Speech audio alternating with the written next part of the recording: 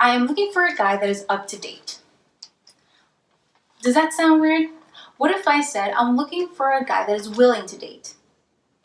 Ah, that sounds different, doesn't it? That's because date is a homonym, a word with different meanings used in different contexts. So, what do we mean by the word date? Today, I will be talking to you about exactly that. Date and its different meanings, contexts, and where it derives from. According to the thesaurus, date derives from the Latin phrase data Romane, meaning given at Rome, an expression used before the date on letters and documents.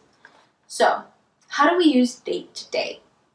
According to Merriam-Webster, or dictionaryofcambridge.org, date has at least 3 different meanings. You have date, that is date of time.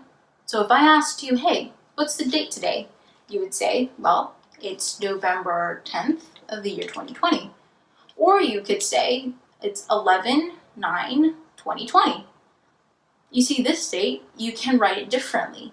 You can write it either in letters or in words. And even in different countries, you rearrange them differently. So first would be the day or the year or the month. Then we have our second example, which is date. Now, don't be confused. This date is different. What if I said, well, I'm going on a date night with my friends, or I'm going on a date with my boyfriend? You see, both these things are gatherings. One could be a social gathering, while the other one can be a romantic gathering.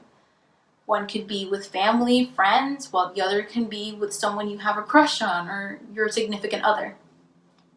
And then we have our third example, dated. Dated could mean old-fashioned, something that already passed. I could say, well, this is outdated because I'm using it in fall 2020 when it was designed for spring of 2019. You could even use my introduction example. I'm looking for a guy that is up to date. But what does that exactly mean? I could be referring to, well, I'm looking for a guy that is up to date, that is ready to date, that is willing to date. Or I'm looking for a guy that is up to date in fashion and our social changes, right? You see, date cannot really be used negatively, just confused in context. You see, like in my introduction, people could be confused. What do you mean a guy that is up to date? You mean someone that knows political stuff that is going on now, like the elections, or someone that is up to date, like willing to date, ready to date? There's a difference, and sometimes you need to explain to people those differences. So, some synonyms in order to understand a little bit more what date means would be age, day, moment, period, court, antiquated, old. Some antonyms could be unknown, unfamiliar.